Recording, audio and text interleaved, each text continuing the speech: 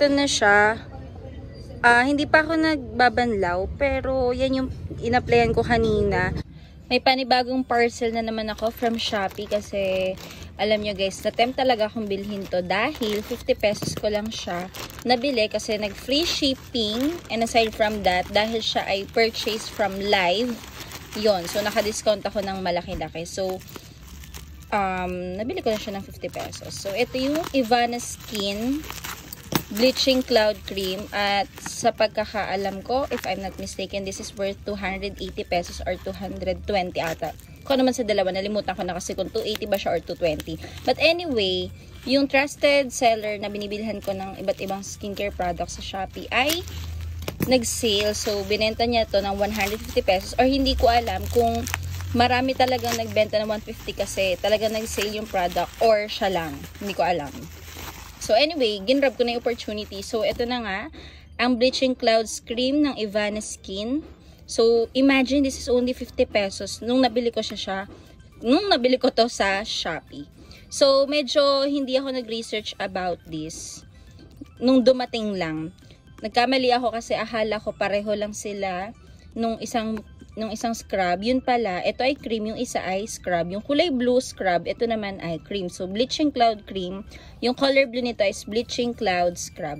Pero, pareho naman silang face and body 10 times whitening. But this one is overnight cream. So, ito pala ay ina-advise na kapag ginamit to is i-stay mo siya sa skin mo overnight. Pero, hindi ako confident sa ganun. So, dapat pala binili ko is yung kulay blue. But anyway, tignan natin yung kanyang mismong consistency at yung properties na meron dito. Okay? So, ito ay nakaka-whiten daw, nakaka-tighten, and nag-hydrate ng skin. So, for the ingredients, hindi ko na isa-isahin, pero makikita nyo naman yan dyan. Then, ito yung directions on how to use the product. Sabi dyan, apply an ample amount of the product, most especially on the dark areas. So, para to, siguro mapantay yung kulay, hindi naman siguro malighten, mapantay lang. Pero ewan ko rin kasi yung ibang scrub, nakakaputi talaga, although may naiiwang dark spots. Ito, ewan natin. And then, sabi din dito, leave it for 30 minutes to 1 hour. And rinse your body after rinse it off the next day to maximize the whitening actives of the product. Pero, wala naman akong something sa Ivana Skin dahil first time ko lang naman magta-try nito. Pero hindi ako confident gumamit ng kahit anong product, kahit anong skincare product, or kahit anong product na ilalagay sa skin tapos i-leave ko overnight. Hindi talaga. So anyway, sabi dito, use 3 to 4 times a week for best results. So siguro, bababad ko lang siya 30 minutes kapag naliligo ako. At ayoko na ibabad for 1 hour. Medyo hindi ako confident sa mga ganun. Alam niyo na, na-OC ako. Especially sa advice nila na overnight, matutulog ako na may ganito. Baka dumikit sa bedsheets ko. So, eto na siya. In fairness, maganda naman yung packaging niya. Ilang grams ba to? Parang hindi ko napansin. Parang walang nakalagay kung ilang grams. Ooh. So, unang comment, sa iba kasing nabibili kong mga bleaching scrub, bleaching cream, meron siyang takip sa ganito para hindi mag-leak. Although, selyado naman siya, but still, mas maganda sana kung may cover pa siya. Then, yung consistency niya ay parang mousse. Then, yung amoy niya ay parang candy. So, ayan siya. Para siyang mousse. Wala siyang granules, wala siyang greens, kaya hindi harsh sa skin. Oh, so parang yung pinaka-product niya, yung consistency is parang yung Nicotine. Although yung Nicotine may coffee granules, pero parang ganito siya. Ayan. So sabi dyan, ibababad daw siya 30 minutes to 1 hour. Then, 3 to 4 times a week mo siyang gagamitin. Pero ang advice dito is gagamitin siya sa mga dark areas. Pero, pinapakita ko lang sa inyo yung product. Kung gusto niyo itong itry, lalo na madaming pa-voucher ngayon si Shopee, ilalagay ko yung link sa description box kung saan niyo siya pwedeng bilhin.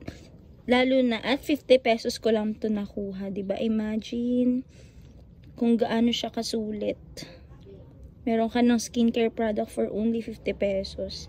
Talaga mapapathank you sa Shopee ka talaga dito. Ooh! So, ang shining niya, oh. Ayan siya.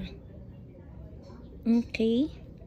May lagkit siya. Hindi ko lang sure kung kapag binanlawan ay malagkit pa din. Anyway, i-update ko na lang kayo. So, yan siya. Medyo tipid din siya gamitin kasi mabilis naman siyang i-spread.